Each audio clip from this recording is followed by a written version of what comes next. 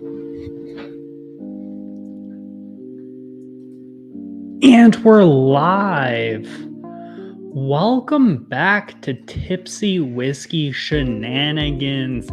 Today we are getting into some great whiskey. Today's going to be a great episode. In theory, at least. Let me double check something on my end. Let's fix the lighting a wee bit. God. Okay, bear with me one moment.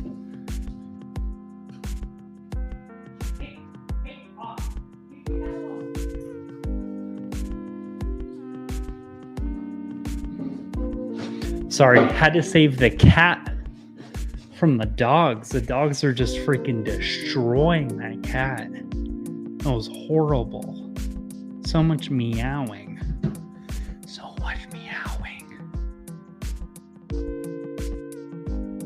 All right, well, welcome back to another Wednesday episode of Tipsy Whiskey Shenanigans.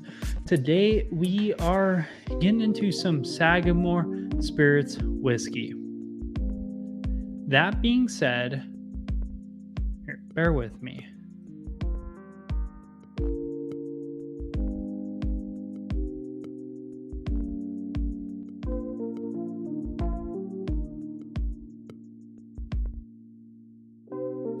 Okay, sorry.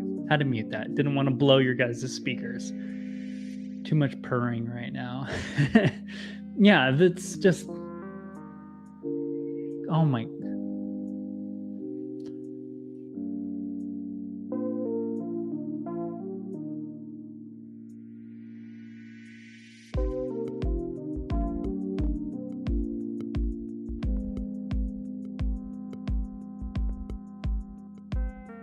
Cheers. This isn't gonna be like this all night, I promise. I just gotta look out for my cat. Okay? Gotta take care of Mr. Oliver. He's a good cat, he's a nice cat. He's a little hairy, gets a little bit too much white hair all over the freaking place, but he's a good cat. So, gotta protect him from the dogs, Gotta keep him safe. Jeff, nice to see you. Nice to see you, sugar kitty. We're down, the cat wins. Yeah, no, I think he could. It's kind of unfair because it's like a 15-pound cat versus like a 100-pound dog. It's not a good win, right? Yep, watch the bottles. Yeah, got to be a little bit safer. I filmed a video right before this, and I'm not gonna lie, I almost dropped a bottle on the table, off this little table, because I was trying to put it off camera, and it slipped, and I was like, oh my god. I'm not gonna cut it, so you guys will see it in likely this Thursday's episode. 20-pound orange ball of fluffy myself. Heck yeah, that's freaking awesome. I love orange cats. I think the next cat we're gonna get should be an orange cat, in theory at least. I mean, not that I get all that much of a say in that, but I think it needs to be an orange cat. I'll have to, obviously clear customs, or also known as Olivia, but in theory, that's the plan. That's the plan. An orange cat. 4-Leaf whiskey in the house. Cheers, Stacy. What's everyone drinking tonight? It's a little bit later than I started drinking yesterday, so I think it's a huge win. Also, I ain't driving nowhere, so guess what? We're drinking tonight. Baby. Okay, so, alrighty, let's get this squared away. So, what I have here, 4 completely unbranded Glencairns, Smoke Wagon Uncut Unfiltered. Dang, Stacy, I was expecting some sort of Irish. What do you think of what do you think of that Smoke Wagon? I'm a huge fan of those. I still need to get one. I've had a boatload of samples of Smoke Wagon Uncut Unfiltered, but I've never owned a bottle. Don't know why, but just never have. Never had. Let's see here. Well, I had to grab a rye, so the closest one I had was Bullet. Bullet Rye's pretty solid. Okay, I'm glad you like it. Are you kind of getting more into American whiskey, or I just realized I never have the opportunity to watch when your channel is on, or if it is, I like pop in for like a minute or two. So I've never actually been able to like full on pay attention to like, if you constantly are just doing Irish whiskey, or if you have different likes and interests that I just don't know of.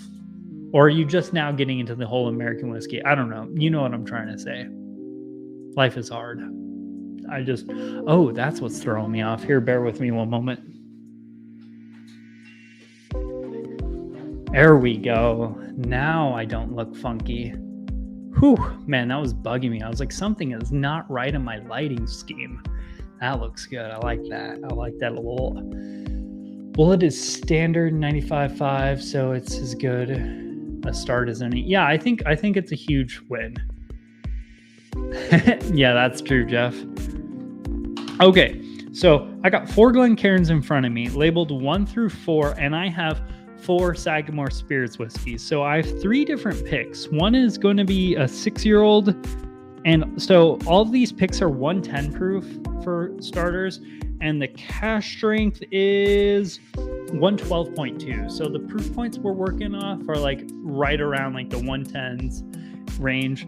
And so we're going with the cask strength just because this is a shelfer. This is going to kind of be like is it worth it to buy picks, or is the shelfer cask strength really worth it?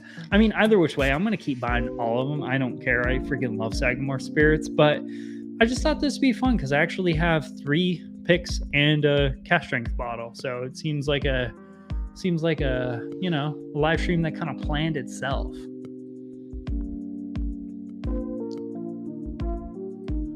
I've reviewed a couple of bourbons. I did the Kentucky Owl St. Patrick's bottle last week. My lives have been Irish whiskey. Okay, yeah, I just didn't know like if you drank like bourbon typically, or like occasionally drink bourbon, because I mean I occasionally drink Irish whiskey like maybe like once a month, but that's usually as like a start of the night. Like I want super simple easy whiskey to like get started. Like I'll start with Irish and then go into Scotch usually, but that's kind of mood dependent. Dusty Dan in the house, cheers. David Bass, cheers. Nice to see you guys. Still got the background music running, lol. Is it bad? I need a... Yeah, here, let's...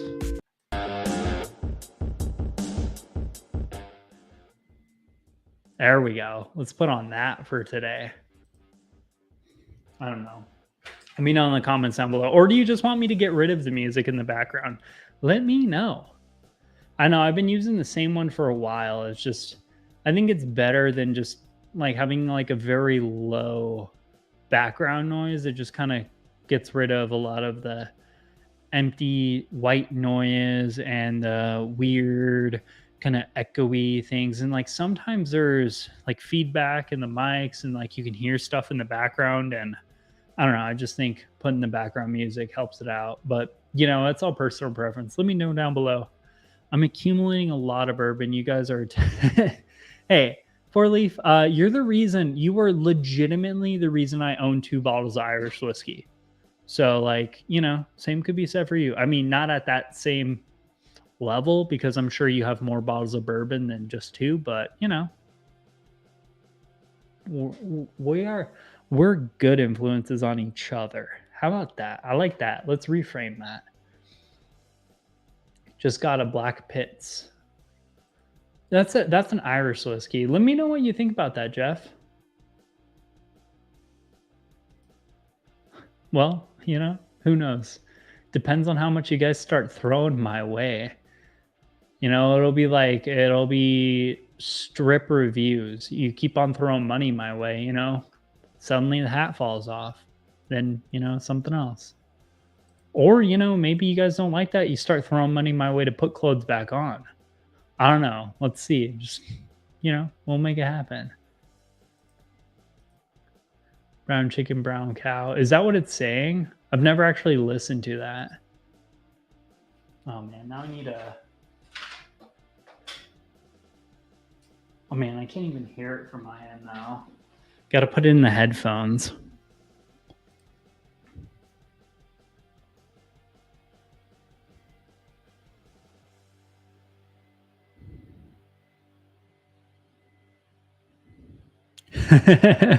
Yeah. Yeah, that's exactly what it's supposed to be, sugar. Cheers to you. Cheers, Sean. Nice to see you, man. Nice to see you. Yeah, what's everyone else drinking? I know Stacy's drinking um some smoke wagon, but what's everyone else drinking? We're about to get into some Sagamore Spirits rye whiskey. So obviously have the cash strength. I don't know the age on these bad boys. Here, let's see. Okay, aged 4 to 7 years. A 7-year-old contributes deeper chocolate, hazelnut. Yeah, okay, we don't need to get into that. And then this is a 6-year-old pick, and then I have 2 7-year-old picks. I have a Sagamore Turds pick from Trev and whiskeychannel.com, and then I have a 7-year-old pick from a local store that Hangin will hopefully one day visit, which is our local store we call Trevor's. And I think they do incredible jobs with picks. I mean, I've had only one pick that I just didn't care for from them. Oh, wow. Let's put something together. Yeah. Well, let me know. Let me know what you want. Hit the like button. Yes, thank you. By the way, thank you, Dusty. Appreciate it. Helps out a ton. I'm cracking the Doc Swinson's Costco pick. Was that a sampler or was that a whole bottle? Was that a whole bottle? Yeah, Bad Axe Bourbon. Cheers, man. Congrats on 1K. I'm sorry I was busy because originally a plan was I was going to show up on the Bourbon Bars channel, and then I was going to go hang out with yours, but then I had some family stuff come up, so I couldn't end up actually showing up for yours. But congrats, man. You're killing it. You're going fast as heck. Fast as heck. Heck yeah, we need a Dusty Dan. Yeah, we for sure need to do something. Still waiting for a Tipsy and Hangin. Yeah, that's completely on Hangin. He has my personal number. He can text me and come over. Not whenever, because I got shit to do, but we can for sure set some time up.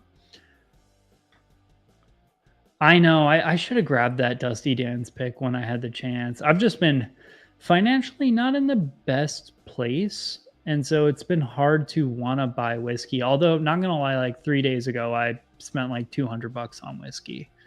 But to be fair, I bought nothing in January pretty much. So I was being super good with my money. And then I had a really rough day. And then I, retail therapy and bought a bunch of freaking whiskey. Yeah.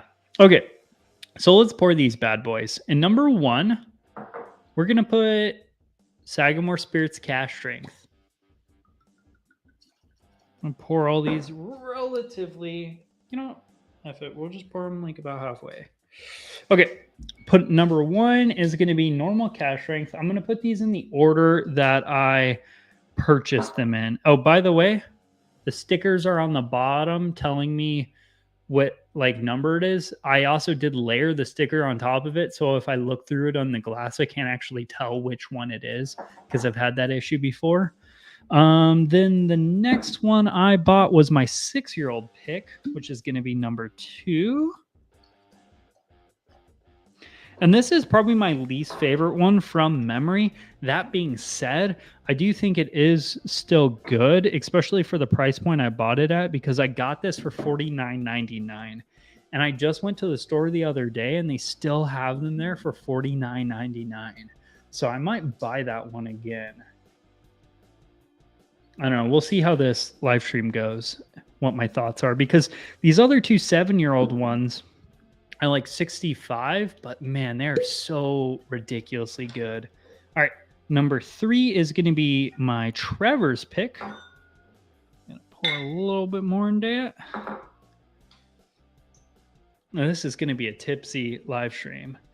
So we'll do Trevor's, and then Sugget pick.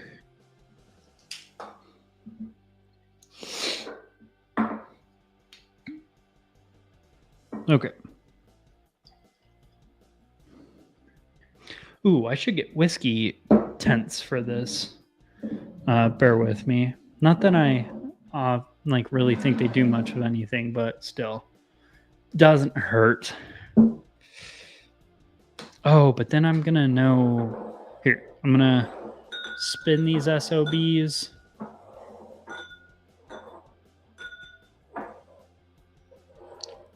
Yeah, Jeff, I'm glad you liked it. Oh my god. I'm glad you liked the Delbach. I think that's one of the fantastic Arizona pours. Like I wish every distillery, especially like Santan, I wish Santan was as good as Delbach. Because it'd be pretty awesome if like all of them were that good. All right, let me Yeah, well, I made it happen. Okay, my whiskey club is about to release a short cross peated Irish whiskey. I'm trying to hold off on more whiskey, but lordy, it's tough. Yeah, it's just so hard because this is one of those like fields where it's like it's never enough. You always want to try another bottle. Like you see a bottle, people are constantly talking about another bottle, and it's like, oh, I want to try that. I want to try that. Like literally after I try like one bottle, then like I'm like, okay, like I've tried it. I have my opinions on it. Like if it's incredible, of course I'm gonna try to drink it again. But like if it's not, then I'm not gonna lose sleep over it either. But like still, if it's a bottle I've heard a lot of good things about and it's something I haven't tried, I'm like, I wanna try it. I like just let me try it. It's hard. B first bar. Have you tried the tequila and rum finish bottles from? Are we talking Del Bach or? Oh wait, no, Sagamore. I have a here. Let me see. I think it's cognac. Yeah, the cognac. I have a cognac finish one and the rum finish one, and I really like the rum finish one. And I haven't really torn apart the cognac finished one yet. I really liked it a lot. I put it up on the top shelf, and because it's on the top shelf, I never look at it because I thought it was good enough to be on the top shelf. So I think it's great. I think it's great, but like I haven't really tried it much, so I can't really talk about how great it is outside of I really liked it. Glad you Yeah, that bear fight was awesome. Hang in, come over, try it, and then you can buy it. And the 60 proof classic, it's a toss up. Love the smoke with the Dorado, but the tobacco notes. Yeah, it's mood dependent for me. I think the low proof classic is a little lackluster. I think it's just okay, but I think the Dorado is really good with that smoke and it kind of adds another level. But the cash strength classics, it adds that intensity that you're kind of missing on the 90 proof classic. That like it's just that's what you need. And not gonna lie, the pick I sent you was my least favorite Del Bach classic pick. I had two more previously that I thought were phenomenal. I just thought they were the same pick, so I killed the other one and then I bought that one to replace it, but it turns out it was not a replacement. Not that that one's bad, it's just not as good. It's one of those things where it's expectations. Yeah, it's mesquite smoked. Okay. Yeah, I mean, I like them all. I have 3 of their bottles right now and I need to get a cash strength mesquite smoked pick. Oh, I actually have 5 of their bottles because I have their rye whiskey too, which is just 95.5 rye that they finish in their mesquite barrels, but still.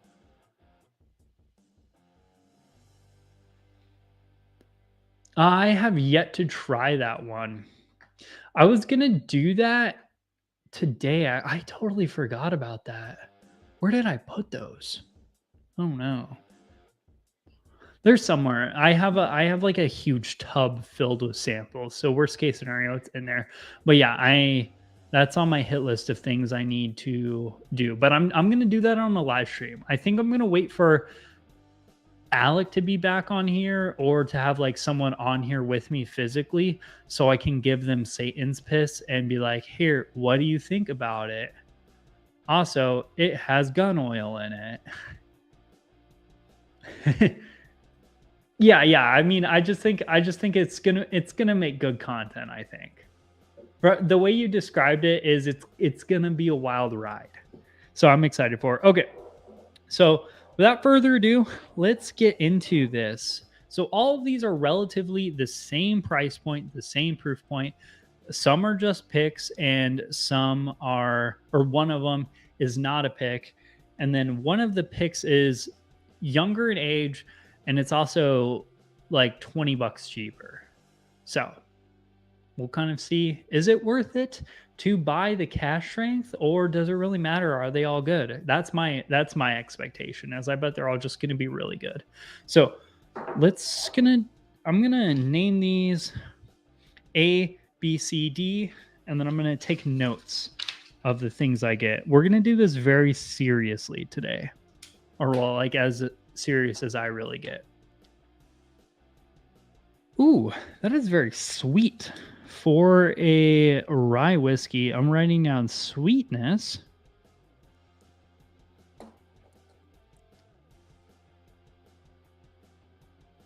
Has this nice like dill, like dilly zesty pickles. Not pickles, but dill slash zestiness. Like I had the other day, I got really into making paninis. So like we got this panini maker as like a white elephant, or was it? Yeah, it would have been white elephant gift over the holidays. So I got really into making paninis, and I bought these zesty dill pickles, and that's what it reminds me of. Not like quite the pickles, but like the pickle juice, like the dilly zestiness.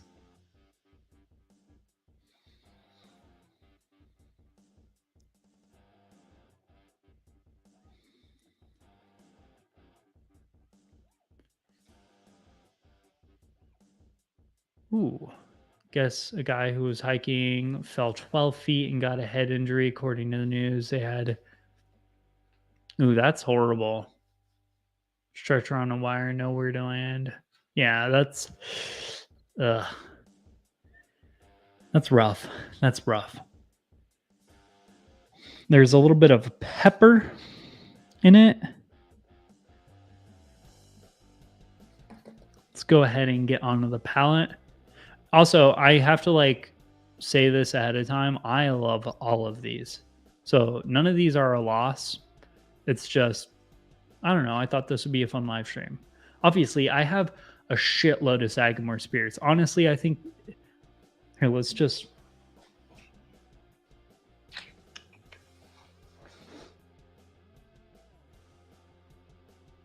Yeah, it's either Sagamore Spirits or Elijah Craig. Those are like the two brands I own the most bottles of. Because Elijah Craig, I own 7 bottles, and I own 4, 5, 6, 7, 8. I own 8 of Sagamore Spirits. So I have more Sagamore Spirits than anything else in my collection. But just because when I got in a rye, I found Sagamore Spirits and I fell absolutely in love with him. So like when I gravitate towards rye, I gravitate towards Sagamore Spirits. It's just, it is what it is. Like I've also had a boatload of Sagamore Spirits. Shit, the lamp behind me that I made is with the Sagamore Spirits double oak bottle. I just like them. I love the branding. I like the whiskey in them. It's a good price point. It's, man, ain't nothing to complain about there.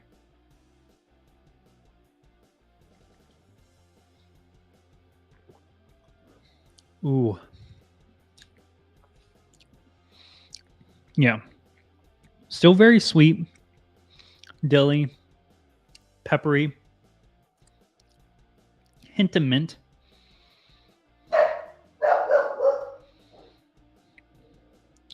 but it's like a very earthy mint. Like if you were eating a mint peel, but like a very small, like you cut a mint peel. These dogs, I'm gonna lose it on them. Hey, Rio, Rio, Rio, Rio, shut up, please. Appreciate you. Yeah, I'm looking at you. Shut up.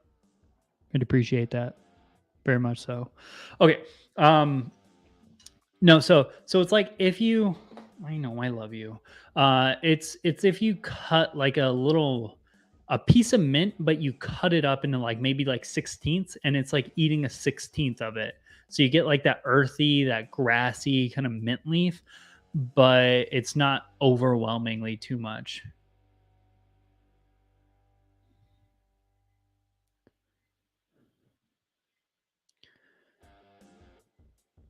Bobby, how much did you pay for that Doc Swinton's Doc Swinson's pick? Because the one I have, I would have literally spent like $90 on. Easy. Like after paying for it, I think I got it for like 70. I would have spent 90 for that because I was just blown away with how good it was. I thought it was just going to be some crummy MGP pick, but no, it stood up. 45? Get out of here. No, no, no, no, no. Dude, I love Costco. Costco picks are all incredible too. Like at least the people here, they know how to pick whiskey. Costco, freaking Total Wine, like all like the big name brands here know how to pick whiskey in my area, and it's just hard to not want to gravitate towards their stuff. Better on the palate than I was expecting too. Well, for $45, like, man, you just gotta perform. The docs, yeah, really need to buy one. Got an for 44. That's a killer deal too. The Ardbeg and Oa. I think it's on par with the 10-year in my opinion. Like I think they're very similarly quality wise. Not that I like nerd out on the smoky whiskeys, so I'm not the best at talking about those, but I think it's on par with that, and that's like around like a $65-$70 bottle usually. Yep. And band-aids for your knuckles. Is it super band-aidy? I don't remember it being band-aidy for the Hanover. Okay. Four leaf. If you don't mind me asking, why? Just out of curiosity. I don't even own an Anoa anymore, just because I thought it was like negligibly better or like the same as the 10.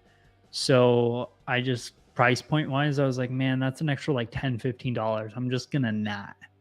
But also, I've never finished. The bottle of Hanoa is the only bottle of like Scotch, like peated Scotch, I've ever finished. That and an Ardbeg 10. But I won't even touch Ardbeg 10 anymore. It's just too much. Just too much. Okay. I like A. I mean, I like all these. So let's compare these. All right. This is A. Yeah, it's mostly sweet, zesty, a little bit of sweet, dilly, zesty, a little bit of a pepper, and like a little bit of a mintiness. But there's the A is extremely sweet. Ooh, this has some red fruit comparatively. Brown sugar.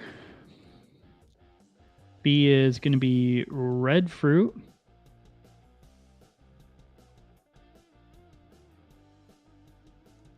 Brown sugar. Brown sugar, come get your brown sugar. Sitting on the dead players section. I don't know. Lefroy is just too much. I've also not been able to try any of like the Cargis ones. And I feel like that might change it for me because that might just balance off that like that slap in the face that you typically get from it.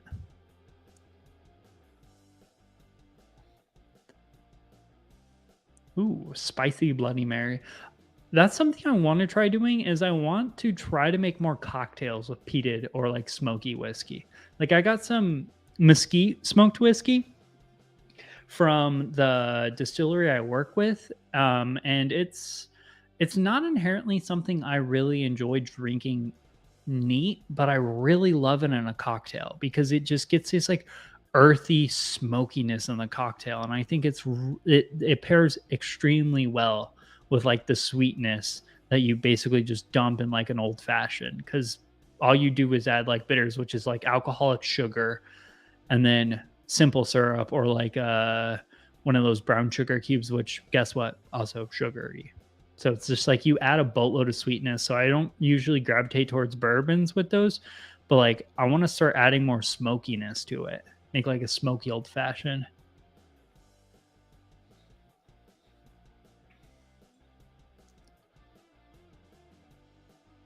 Yeah, I haven't had any of the Ardbeg committee stuff either, Peter. I don't know. I don't really enjoy the peated stuff enough to want to break an arm and a leg off. Like I think Port Charlotte 10 is just perfect for me. It's just the right amount of proof. It's just the right amount of sweetness, just the right amount of like smoke and the style of smoke. Again, it's been a while since I've even had that, but like I just I don't know. I don't ever envision myself ever really going after like super high proofed peated whiskeys anymore, or at least not anytime soon. You know, maybe things will change over time because that's how everything's gone. Where I've thought, you know, be like, I'm not really vibing with that, and then suddenly, like, there's like next week, it's like all I'm doing is drinking rye whiskey. It's just it's the way the world goes, especially like during summer. I don't even really drink any high proof stuff. Or if I do, it's all bourbon. Like bourbon is for summer for me. And then the winter is for like malts and rye whiskey.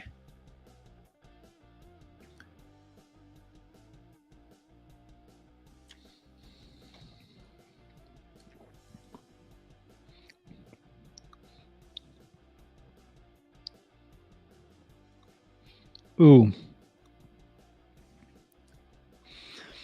B is so much more herbal and peppery. Huge amounts of like red fruit, brown sugary sweetness. It's B is balanced. That's I'm gonna gotta write down that on the notes. Or it's significantly more balanced than A at least, where it has this like this herbal spiciness, that pepperiness, that like almost like earthy spice from the pepper, and then it has this like really nice like brown sugar sweetness, and then like fruitiness, like that red fruity characteristic. B so far is clapping the cheeks of whatever's in glass A. Let's do a little SJ on glass C.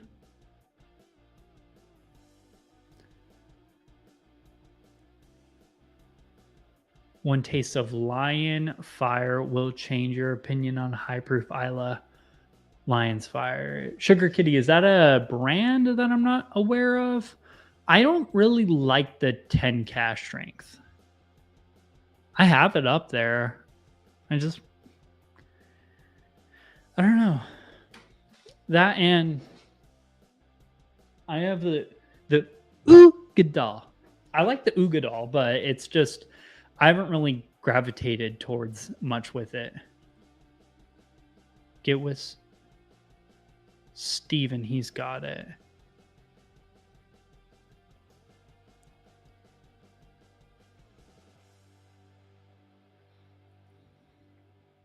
Oh yeah, yeah, I have everyone's address.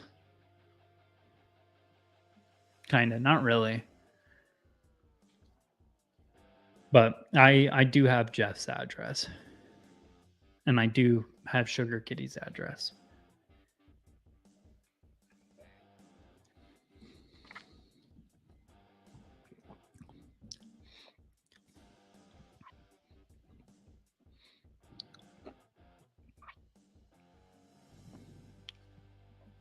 Ooh. C is mint. Mint. That is hardcore mint, has a nice sweetness to it as well, but it is just so ridiculously sweet and minty. Not okay, maybe it's not ridiculously sweet, but the mint is like it is minty AF. Lions Fire 2021 Special Edition Lagavulin 12. I love the Lagavulin 16 actually. That is one of the peated whiskeys that I think is perfectly balanced. Or not perfectly balanced, but I just think it's approachable for a Isla whiskey, I guess would be a good way to put it. It's not youthy, has a nice age and nice oak to it. It's sweet, it's smoky, but not overwhelmingly smoky. I think it's good. But oh man, that sounds good. So much for not spending money. Classic Lottie's on sale here for that's a buy 4-leaf. Unfortunately, that is a buy. Yeah, so much for not spending no money.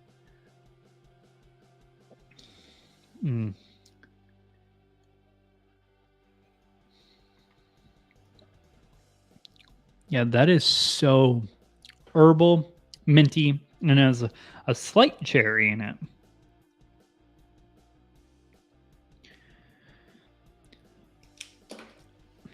I don't know which one I like better, B or C, because I think B is more balanced, but I think C is more of like what I like in a rye whiskey. It's more of what I expect to see and what I like to see in a rye whiskey because I like that herbal, that spiciness, that, pepperiness, that I don't know, that pizzazz, that oomph. And I think C has a little bit more of that. But B and C they're neck and neck. And then D. Oh man, I might have to cleanse the palate here. Lagavulin 16 and held back from being good from the filtration.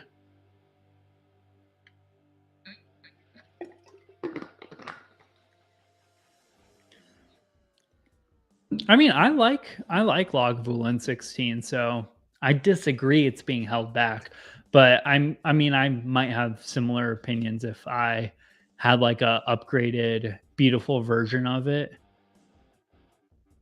So, yeah. Well, that sounds pretty freaking good. Really like, but I prefer Lafroig and Ardbeg. My favorite is Ardbeg followed by Lagavulin. Lafroig was originally my favorite just because you could get like a really good one for like 35 bucks. But now it's like 50 and I don't care. I would rather have Ardbeg Wee Beastie. And I don't even really care that much for Ardbeg Wee Beastie anymore. I think it's a little youthy.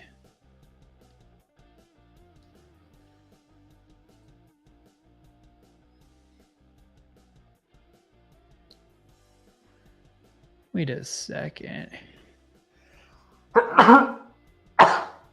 Oh, excuse me. Oh, okay. Sorry. I'm looking on comments on two different screens and I just thought I saw something that didn't exist. My bad. Spearmint, black pepper, sweetness, the ultimate rye. Yeah, I think C is it's a really good rye. Like that is what I expect out of a rye, and that's what I like to see in a rye. Lagavulin 16 price has jumped the shark. That is true. It is not a cheap SOB.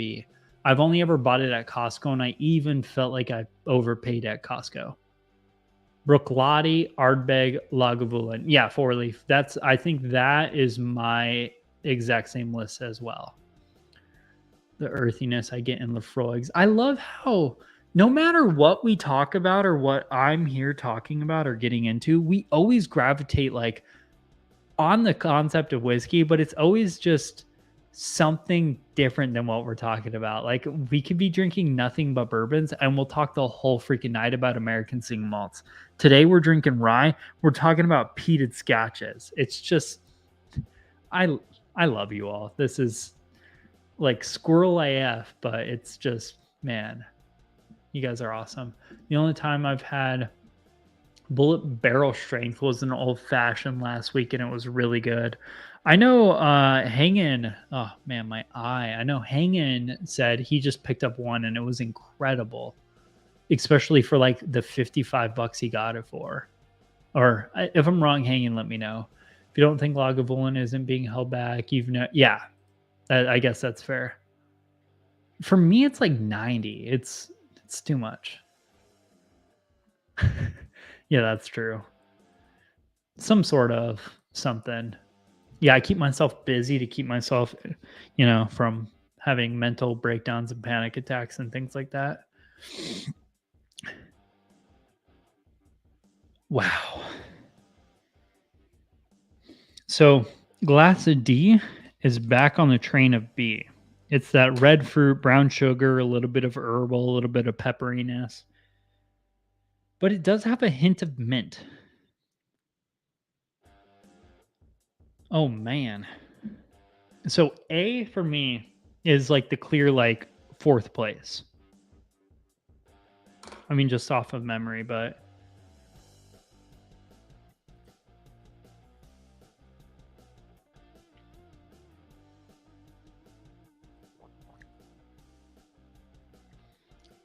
ooh.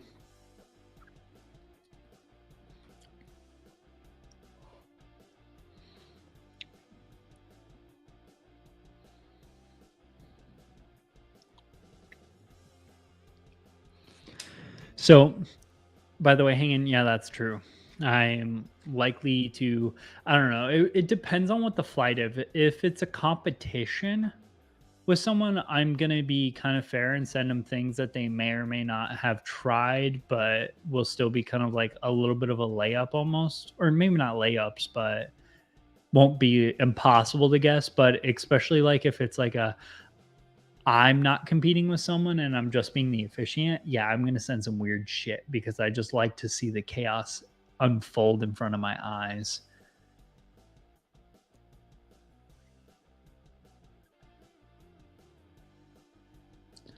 Gotta keep the mind busy. Yep. Yeah, that's true. An idea for a blind flight for Steven. Back to the basics blind. That would be fun. Because it would be hard, like a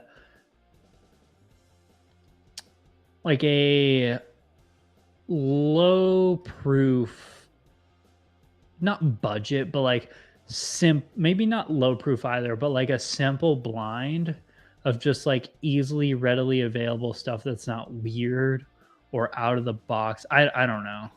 But that would be fun, just kind of like something where it's like, because I fully expect I would be kind of thinking outside the box, being like, oh my God, what does Jeff have? What is he into? I know he likes scotch. I know he likes American single malts. I know he likes some craft whiskey. I was like, what does he like? What is he? And then I will like way overthink it and I'll be like, dude, it's all Forster 100 proof, you freaking idiot.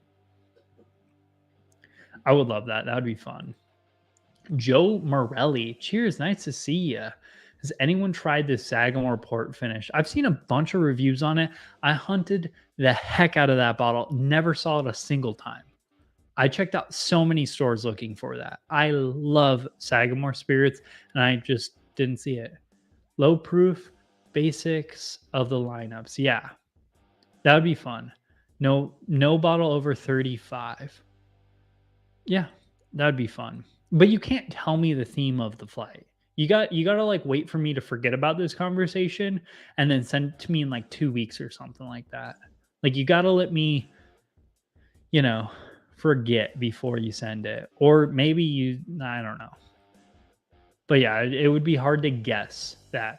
Total Wine in Phoenix area has Lagavulin 16 for 80 and well, I round up 80 and Lafroig for 10 for 30. In the Tempe Marketplace one, it's not 30 anymore. It's like 45 or something like that. I don't know.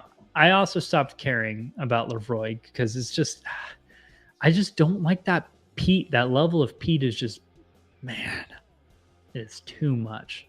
Been trying to find the port. Yeah, I've heard the port was amazing. Was distillery only. Okay. Yeah, I know. I tried ordering it online from the distillery. They kicked me off the website. I tried everything. I reached out to the distillery themselves and been like, hey, I'll pay for it. I just need you guys to be willing to send it to me. I didn't get a response. I'm not that big time enough yet. I tried. Port is it evidently. Okay. So D reminds me of B, but with like bitter oak. Yeah, so here's D on my left. Ooh, actually, they are ridiculously close. Oh my, what if I poured the exact same bottle?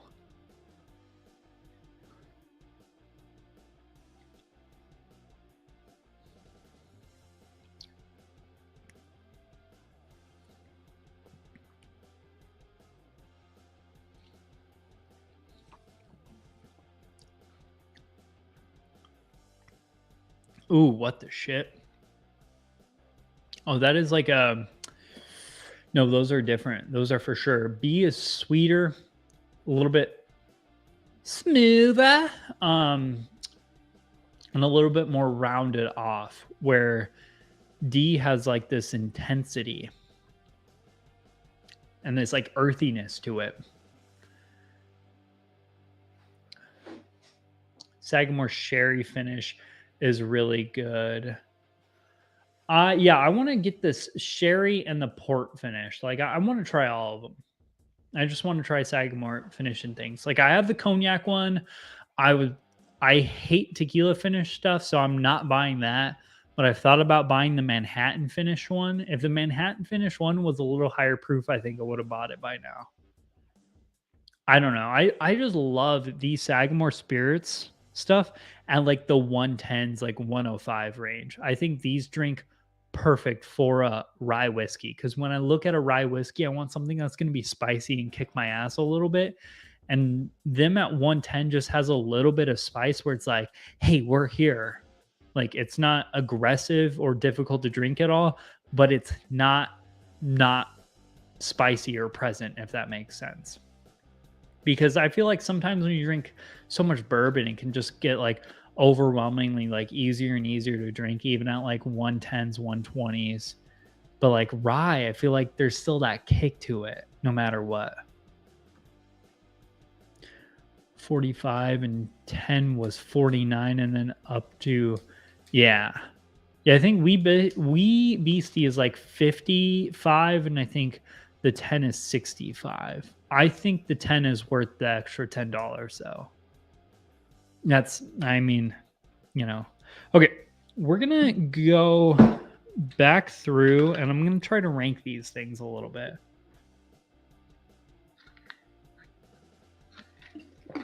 Maybe. Did you look online, Hanging? Yeah, Hanging. You got to buy your first Isla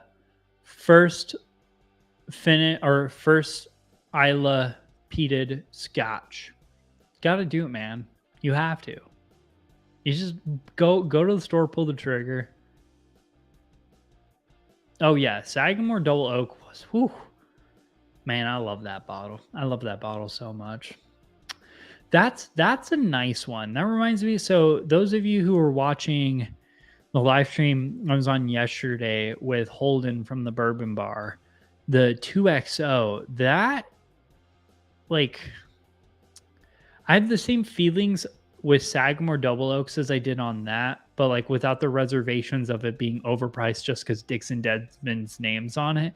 It's, I mean, obviously it's so not even remotely close or has like a similar easy flavor profile like, you know, that 2XO does, because it is a rye. It's aggressive. That Double Oak isn't really the most easy, approachable kind of like oak impact. I think it has like a very aggressive oak impact, but I just think it is such an easy drink since it's low proof. It has that spice. It has that insane sweetness that kind of like rounds out that spiciness. And I just think that is a dangerous bottle, because I could drink that all freaking day and get Schlammer hammered on it. Templeton 10-year single barrel is a solid option as well.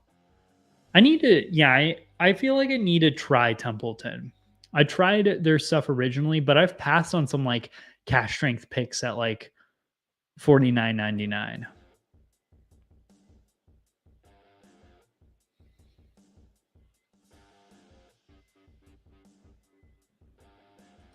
Hanging, you gotta buy it. You gotta buy it. It's like $50 and it's totally worth it. Talisker 10 is a great, in my opinion, it's a great peated, like at entry level to a full on peated whiskey because it's just so like it's low smoke and it's very sweet. I think so Trev Wilson, the Bourbon Ranch, I did a Ardbeg or a, like a peated flight with him, and I put that in it, and that was the only one he said he liked, and I took that as a win. Okay, so nose wise, this has a huge amount of like peppery cherries. This is pepper cherries with like some earthy like black tea. C, sweeter, more cherry, mintier. B, more of a black tea, pepper, less cherry, more of like almost like a citrusy note. And then A is just so sweet. This is ridiculously sweet with like maybe a little bit of like a peppery, almost like a zangy dill note. For the $50, the best introduction is Kilholm McBay.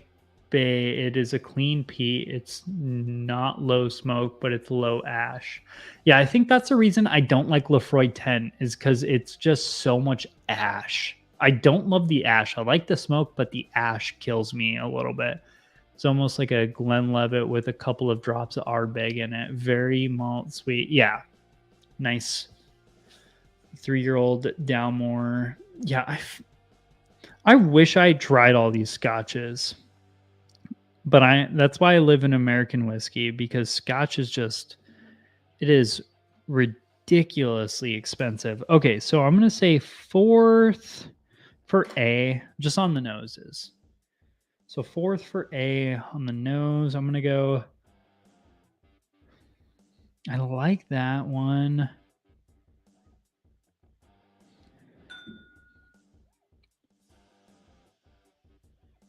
This is just, my issue is I'm combating the concept of this is a rye whiskey, so because I kind of do think B is better than C in a way because it has that cherryness, but I do really like how minty C is comparatively.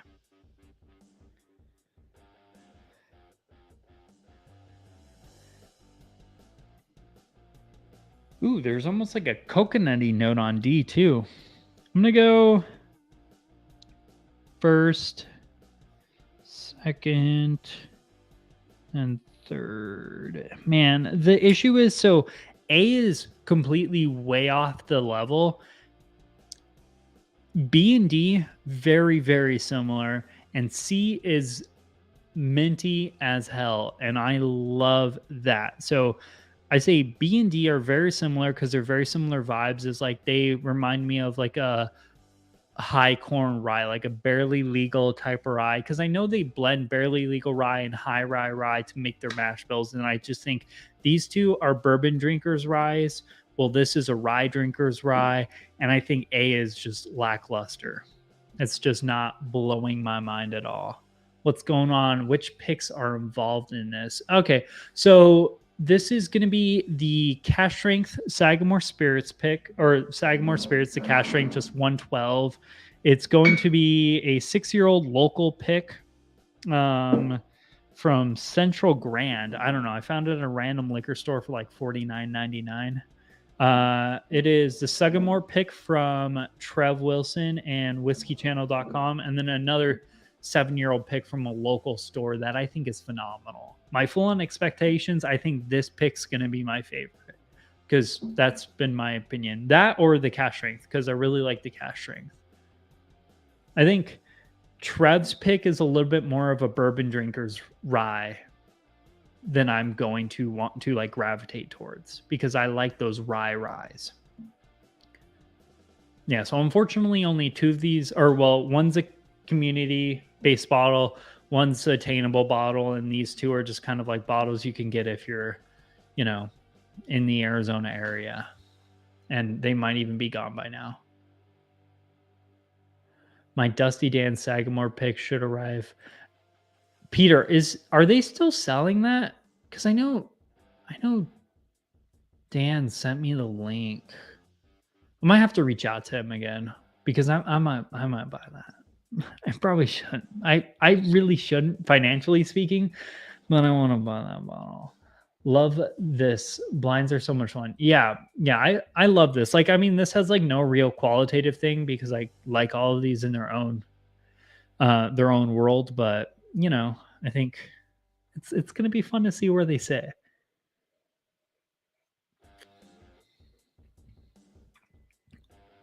But yeah, I don't even need to fight with where number or where A stands. I think A is just sweet mint.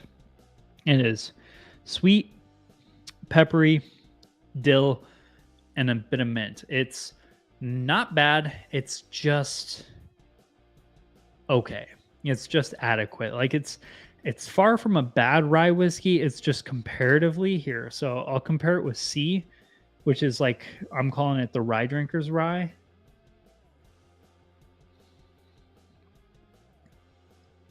Yeah, it has more oak, cherry, but still has that like that dill, that zestiness, a little bit of that mint. Like, it has everything that's in A, but like with so much more of a developed like cherry and some oak. Like, it honestly, it tastes like an older age version of A, which, I mean, doesn't really surprise me. Like, because one of these is a 6-year-old pick, the others are like 7, almost 8-year-old picks, and then this is a 4 to 8-year-old blend. So, age wise, these are all kind of relatively close, but there is one that is like barely 6 years, and then one that's like almost 8.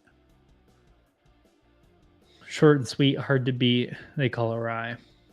Yeah, and A is like a really just enjoyable rye whiskey. I mean, that would be kind of like, this is like a summertime rye.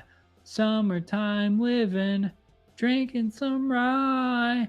Shredward, cheers. Nice to see ya. Nice to see ya.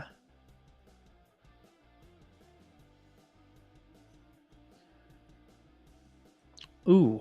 Okay. Awesome. Probably think. I think there is a few left per 21090 live last night. It's an 8-year-old. Ooh, it's 8 years? Oh man, that makes me want to buy it even more. I know, right? Yeah. I ain't gonna sing no time. Okay. So I really need to figure out, I don't know how to grade, like, compare these to each other. It's I thought this would have been easier because they're all very similar. So I thought it would have been easier to like kind of tear apart the differences and choose one. But like, I like D, C, and B so much.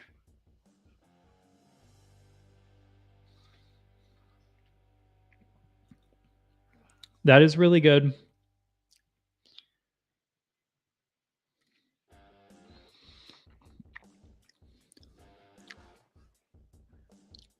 That's a little bit more intense, has a little bit more oak, but it also does get a little bitter. So like B, I think what I wrote down is accurate. So B is really balanced, but I don't think it's as exciting. Number 2 is like B, but it has a bit more mint in it, but it's also bitter. It has a slight bitterness in it. And I think C is still my favorite because it's very rye-esque.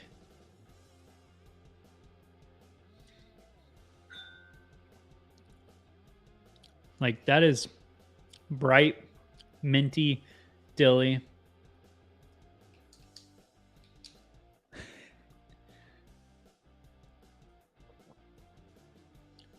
Okay, awesome. Yeah, I'll probably sugar candy.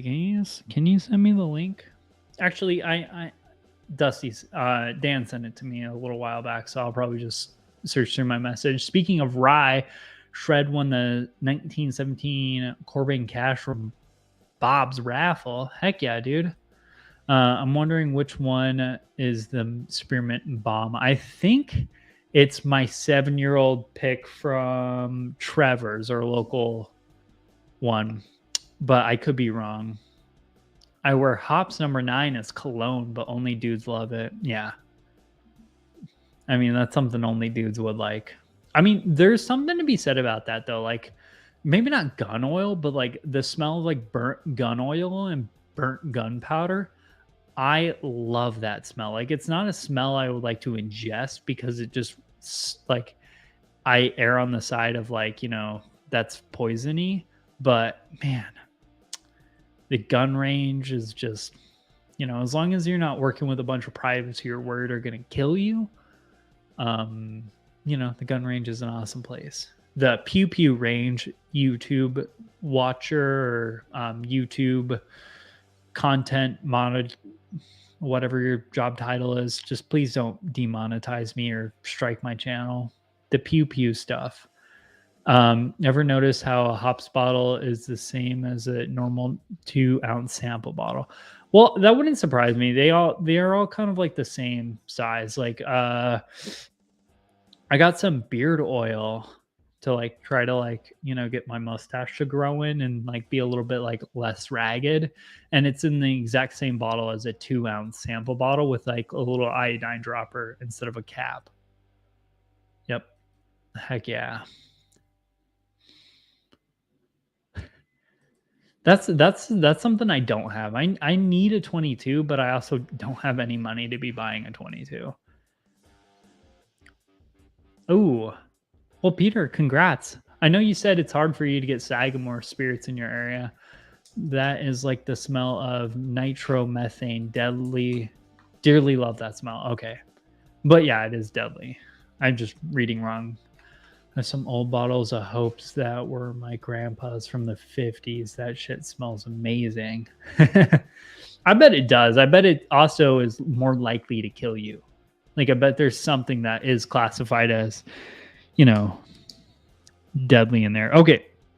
So my final score, I'm going C is my number 1, D is my number 2, B is my 3rd place, and A is my 4th.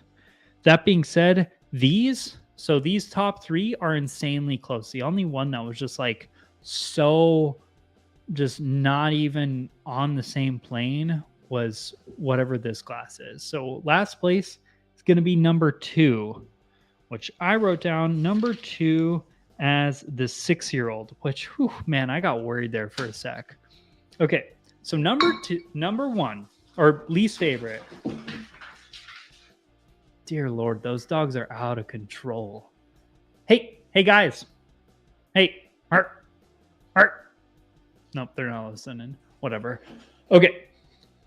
Last place, my 6-year-old pick. And like I said, it's just so lackluster. It is $49.99 for 6-year-old rye. It's not in the same fighting league. Like, it's not bad for the $50 I bought it for. It's just not what I like to see in Sagamore spirits. And I know, so this is a dusty pick. Like, this is a pick that I dusted off when I purchased. And the only reason I purchased it was because it was $49.99. So I honestly, and it was from like a hidden store, like a store that's in the middle of nowhere.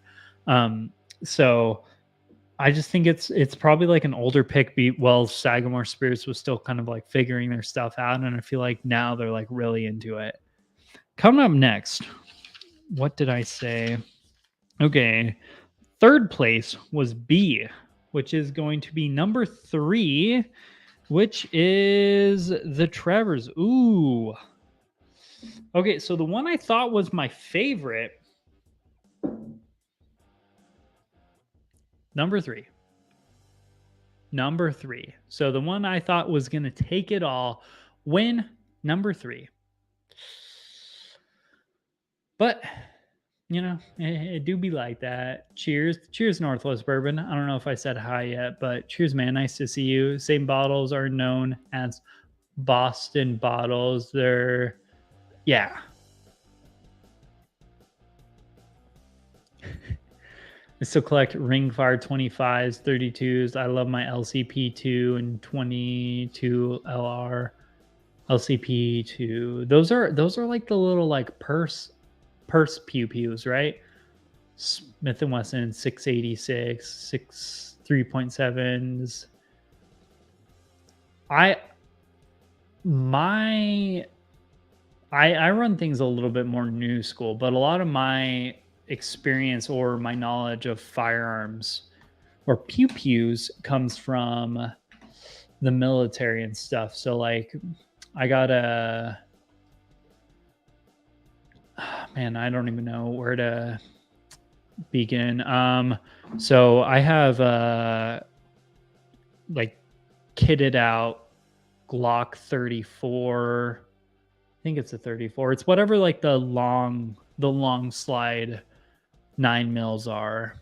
I have that. I have my dailies X3 SIG X3 or SIG 365 X macro. I absolutely love the heck out of that. I just recently got it like 6 months ago, and it has been my brand new that's the only gun I shoot nowadays. I love that one. I think it's perfect. It's just big enough to be a enjoyable shooter, just small enough to be able to carry. It's just, man, perfect.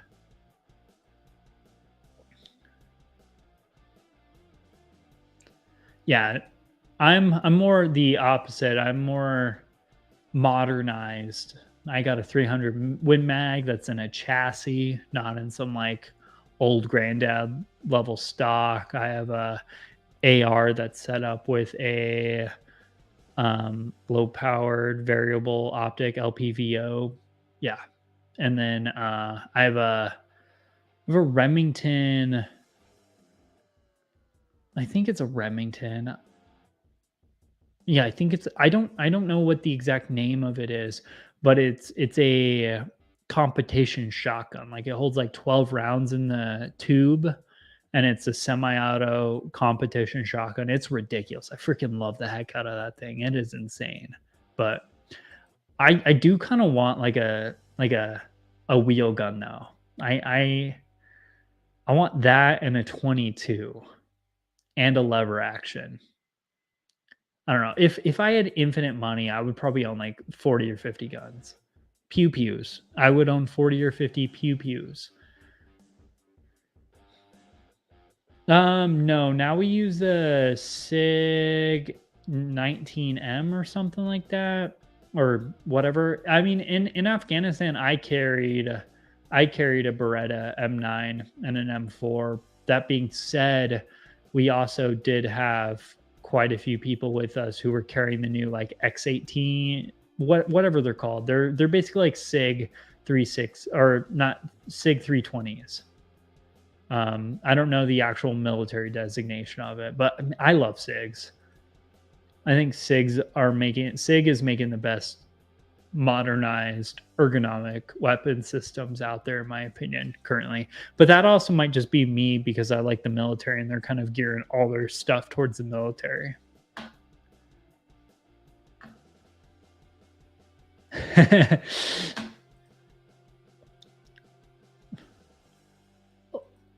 Allegedly. Also, if you're proficient, you can clear jam in a firearm pretty easily. Yeah, yeah, it's a SIG. Although Northwest, did you ever try the Beretta M9A3s or whatever? The Desert Tan or whatever ones? Because I had one for like a very short while before I got deployed, and I just had to get rid of it because I spent too much money at the bars pre-deployment because, well, I was like that back in those days. So, I had to get rid of it. But that thing shot amazingly. I love that. It's a single action, double action trigger.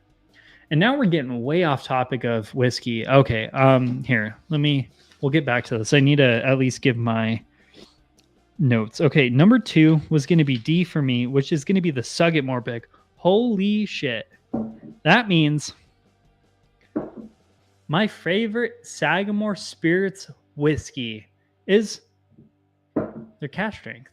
I think their cask strength's the best.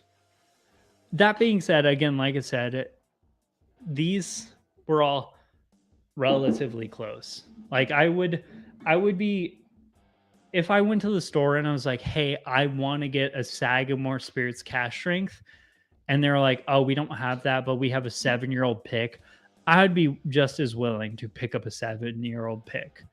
I think the cask strength is a little bit more designed or blended in order to fit that whole rye-esque flavor profile. It's more herbal, more spicier, more minty. I think it's more down the road, where these picks are a little bit more like bourbon drinkers, rye centric.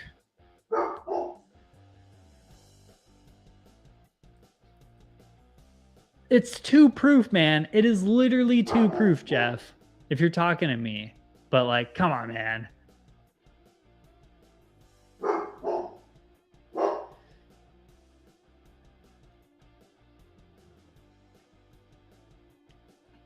Yeah, I mean, not combined together, because, you know, that's not something that is safe, even though my safe is literally, I'm touching it, or I touched it. You know, it's like literally right there, but that's because it holds my light up.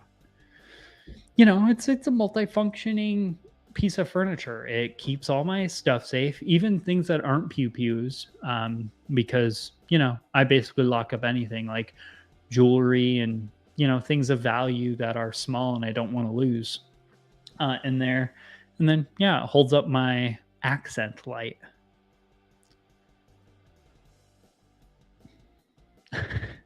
Yeah, hard. Yeah, the A3. Yeah, I liked it. I can see why we didn't go for it, because I do think the SIG was probably the best on that.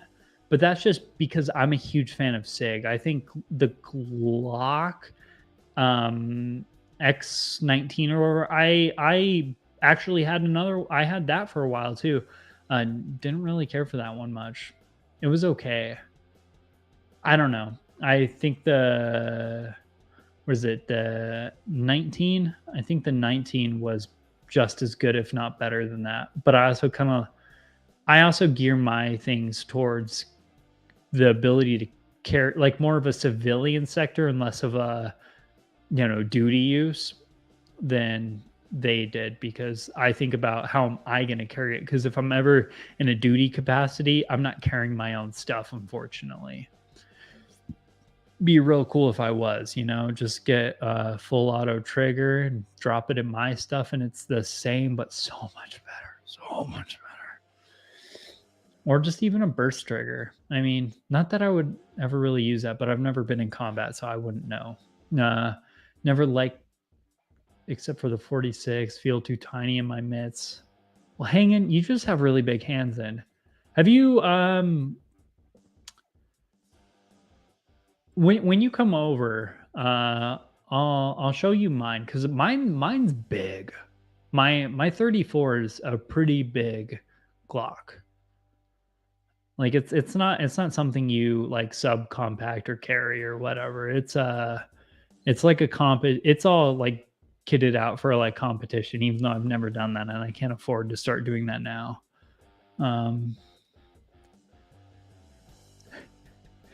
It's such a negligible proof difference. Yeah. No, that's so not true. I haven't actually been drinking that much high proof stuff.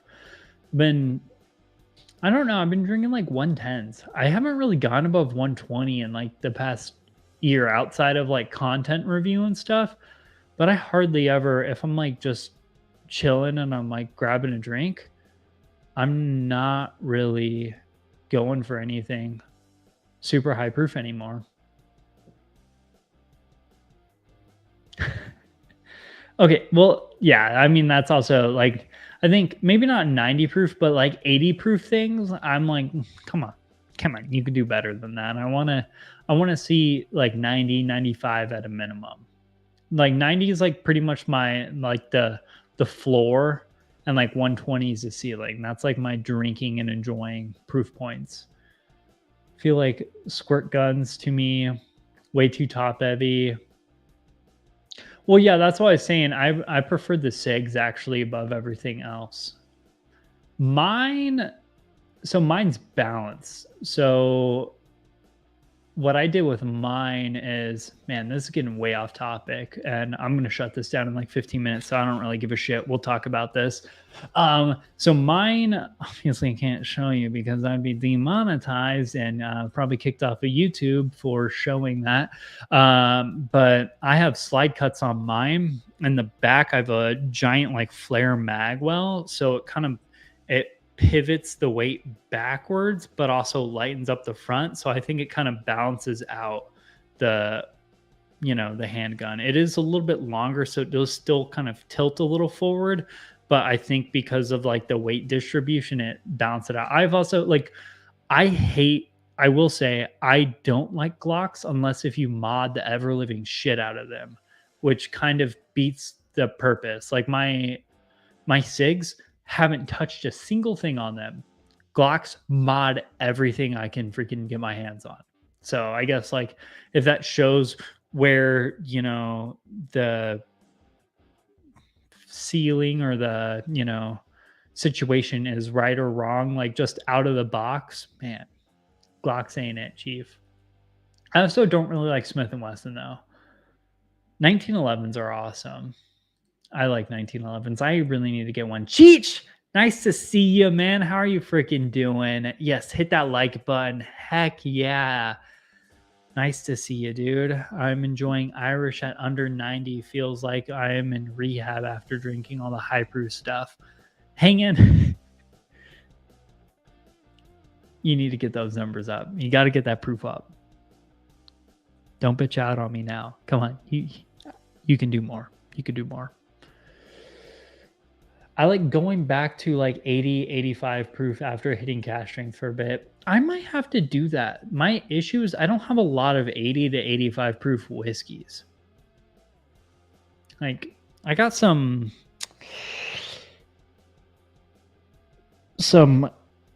foreign non-American whiskey, but I don't have a lot of American whiskey that's like that. Like honestly, I don't even think I have any.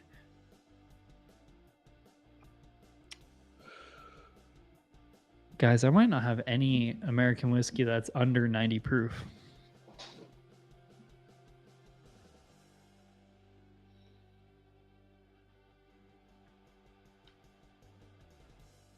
And that is affirmative. I don't have a single bottle of American whiskey that's under 90 proof. But I guess that just goes to show what I like. Like most of my stuff sits in that realm of 90 to 120, and that's where I like to live.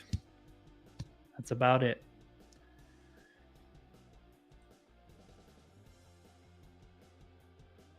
All right, Jeff. I'm excited. I bet it'll kind of be a humbling experience because I bet I'm gonna F it all up.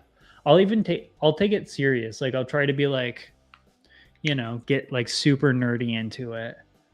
I have an Evan Williams single barrel. That is one of the ones I want to get, but I just haven't because again, I don't really love a lot of stuff under 90 proof.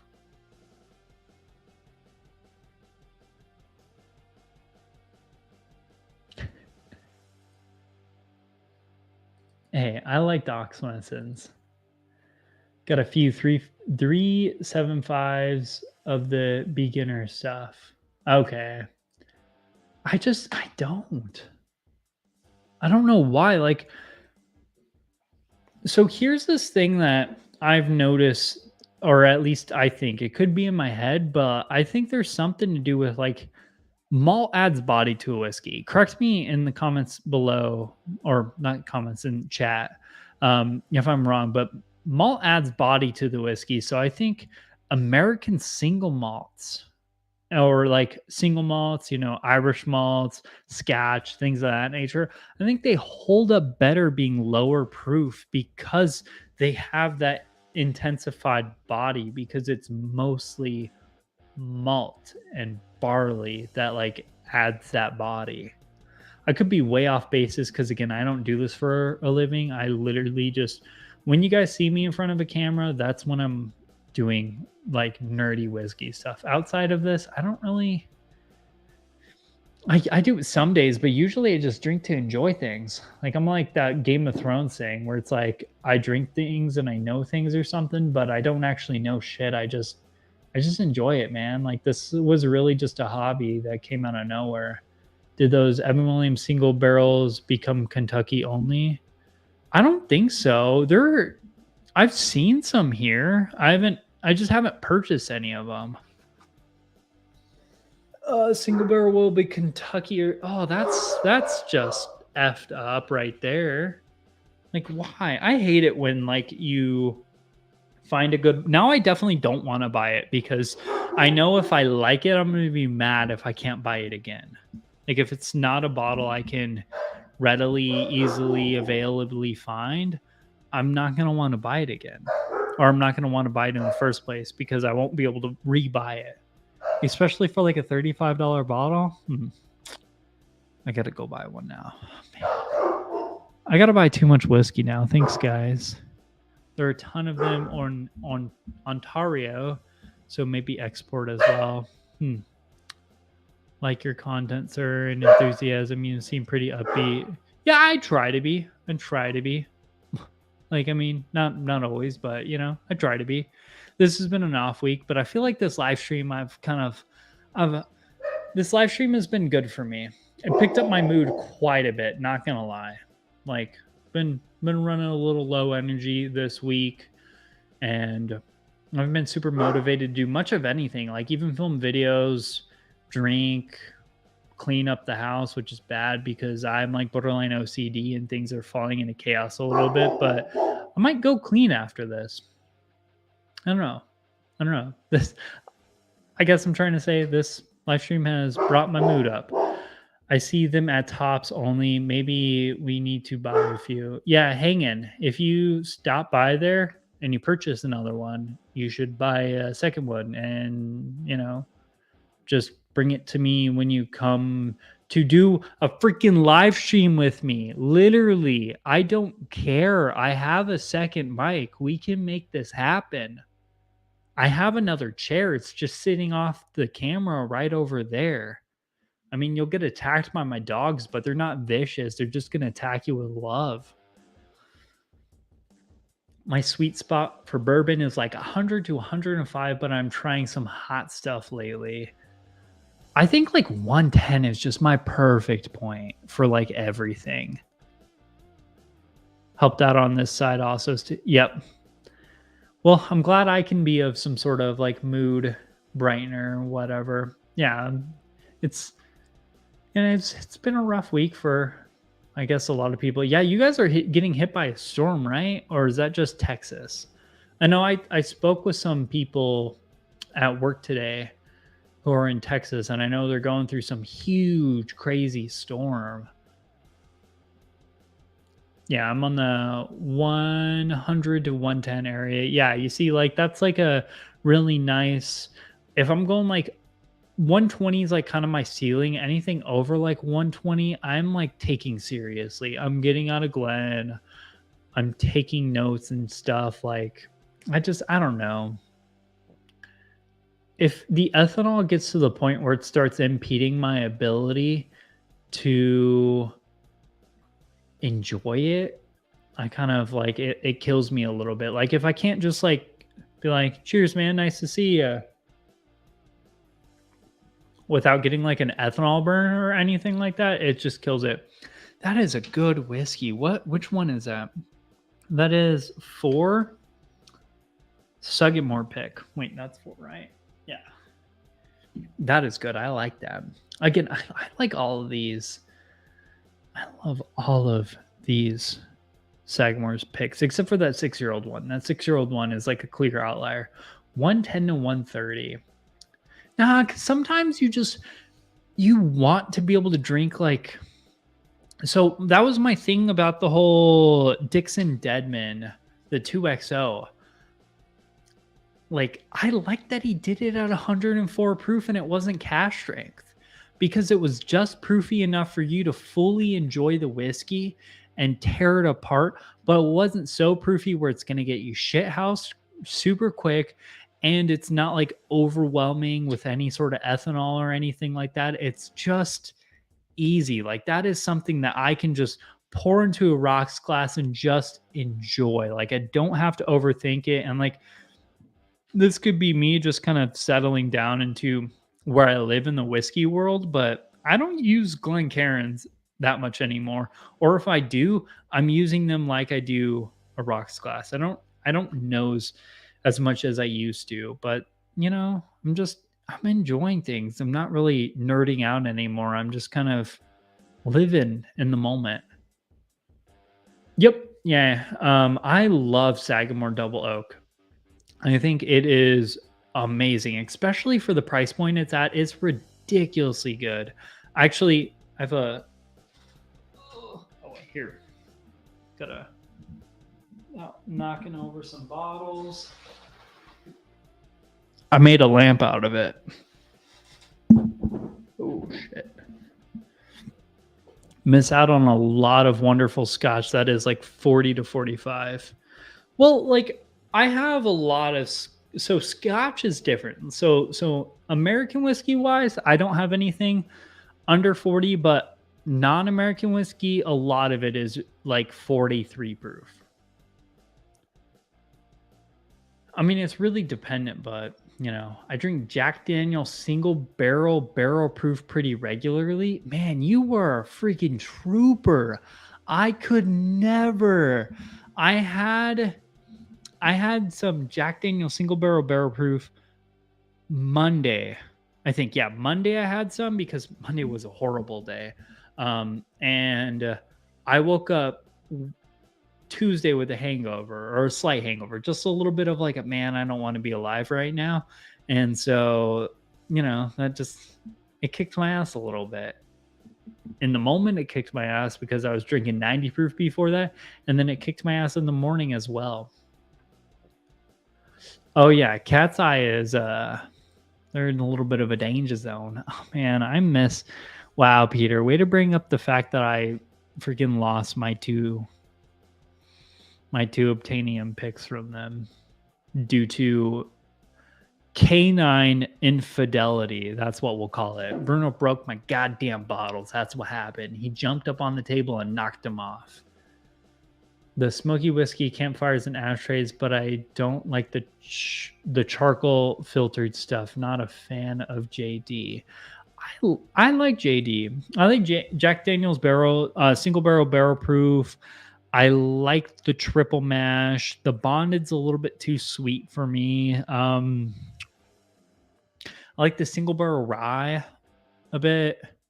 I like the single barrel bourbon as well. I don't like it enough to have it on my shelves because I've had a few of them and I mean, they're good, but they're not like, hey, let's make room on the shelves for them.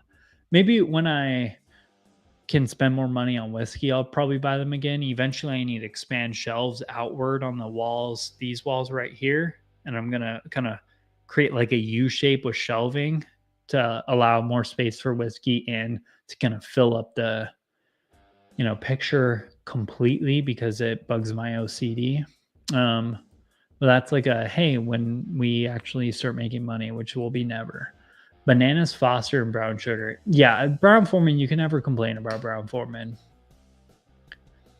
Broke 2 bottles, I thought. Yep, he broke both of them. Both of my Obtainium light whiskey picks. The only one I have is like the 6-year-old one, which is like comparatively. The other 2 were phenomenal. Rye is different though. I love the spice. Yeah, rye has some good stuff going on, but I'm still working on getting into bourbon. Oh, well, Jeff, what do you like in the world of bourbon so far?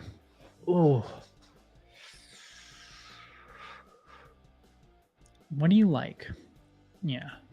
Also, anything else anyone wants to bring up before we wrap this up? Because we're at about an hour and a half, and probably gonna wrap this up pretty soon. I know there has to be someone going on. Let me check the YouTubes. Someone else has to be on right now. Okay, yeah, we got the Mash and Drum on. Hazmat, Barrel Flight. Heck yeah. And I bet there's someone else on outside of the Mash and Drum.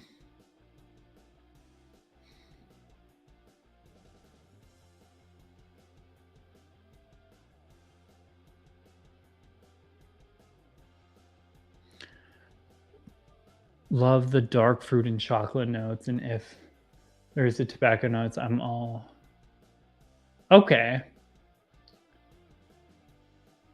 Dark fruit, chocolate, and tobacco.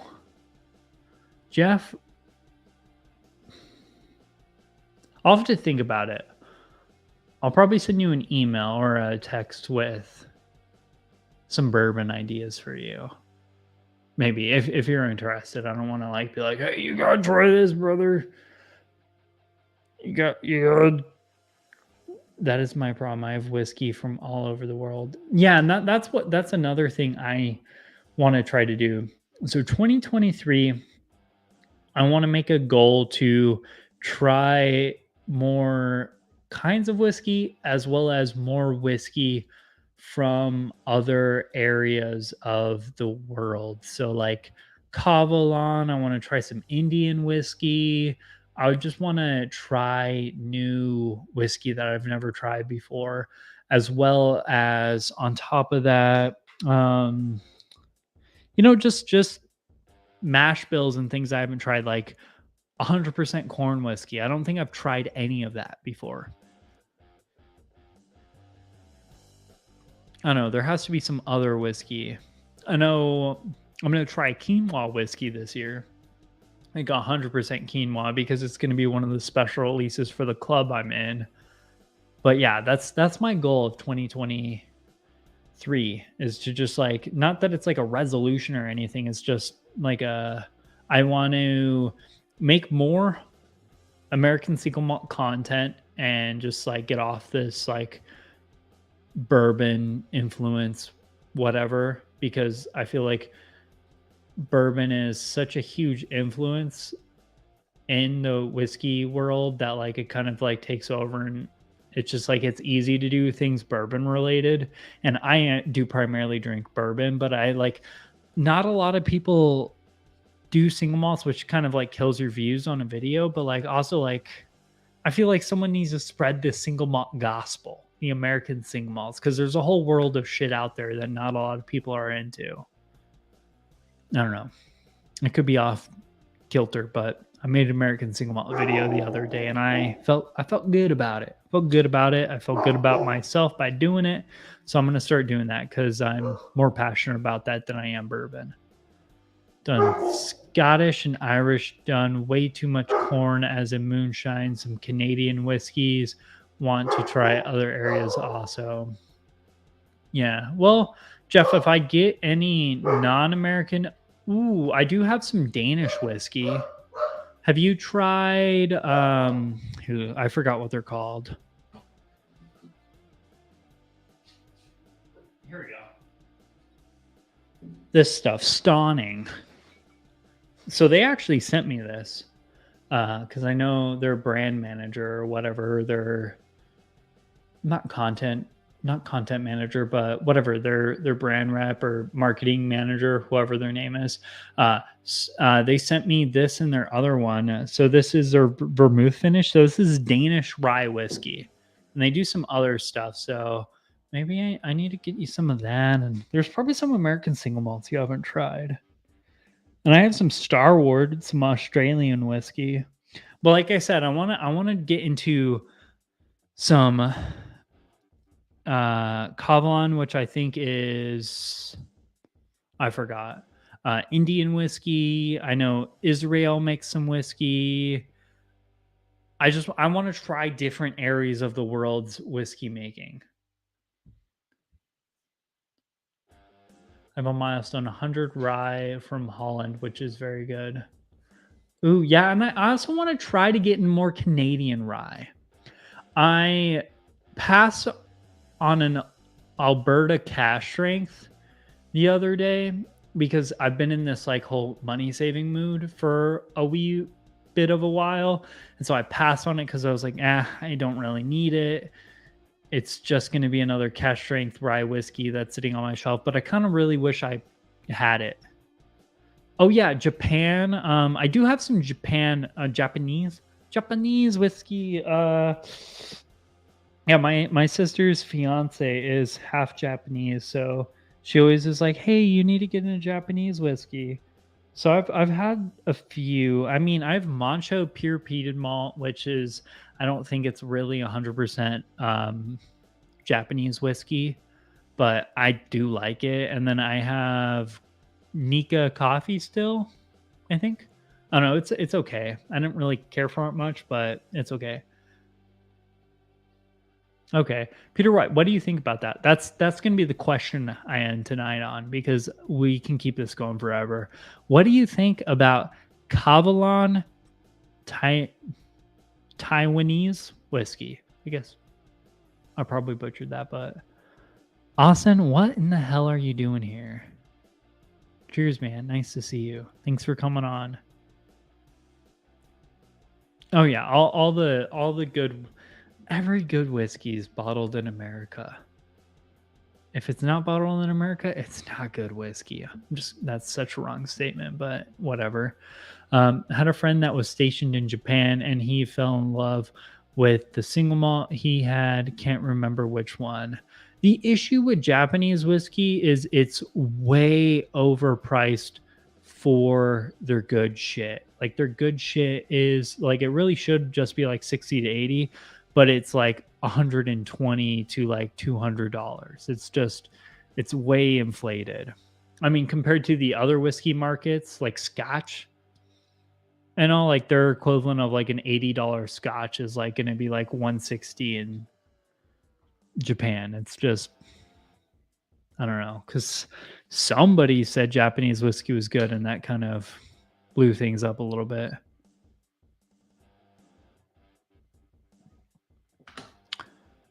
Alrighty, guys. Well, that is a wrap for today's video. Closing statements. Sagamore Spirits. Some good shit. Some good stuff. In regards of which one to pick up, I would say pick up a 7-year-old pick or the cash strength. I think they're all good. The cash strength is a little bit more rye centric, where their picks seem to be a little bit more approachable slash like bourbon drinkers picks. You know, um, I think they're all good. I think they're relatively interchangeable. If you're a bourbon drinker who's looking to get into rye, I would say go for a pick, but a good pick. I would definitely try before you buy or go to a store you trust. If you're a heavy rye drinker, I'd say cash drink all the way, baby, because that stuff is phenomenal. Yeah, and I need to look into Dusty Dan's pick. That being said, that is a wrap for today's video. We will see you later. Cheers, y'all. Have a great rest of your weekend, and we will see you guys here Wednesday next week, likely, unless if things change. You'll see the thumbnail. Cheers, y'all. See you later.